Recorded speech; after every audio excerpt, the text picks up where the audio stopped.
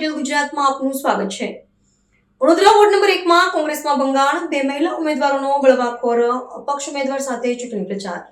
વડોદરા મહાનગરપાલિકાની ચૂંટણીના માહોલ વચ્ચે રાજકીય ગરમાવો વધી રહ્યો છે, ત્યારે વોર્ડ નંબર 1 માં મુખ્ય વિપક્ષ કોંગ્રેસમાં તીવ્ર આંતરિક જૂથવાદ સપાટી પર આવ્યો છે। પક્ષના જ સત્તાવાર ઉમેદવારો વચ્ચે સ્પષ્ટ ફાંટા પડતા અને સમાંતર ચૂંટણી પ્રચાર શરૂ થતા શહેરના રાજકીય વર્તુળોમાં ભારે ખળભળાટ મચી ગયો છે। આંતરિક વિખવાદ હવે જાહેરમાં આવતા ચૂંટણી જંગ પહેલા જ પક્ષની છબીને મોટો ફટકો પડ્યો છે। પ્રાપ્ત માહિતી અનુસાર કોંગ્રેસ દ્વારા વોર્ડ નંબર 1 માં પૂર્વ કાઉન્સિલર હરીશ પટેલને પુનઃ ટિકિટ ન ફાળવવામાં આવતા તેમણે પક્ષ સામે બળવો પોકારીને અપક્ષે ઉમેદવારી નોંધાવી।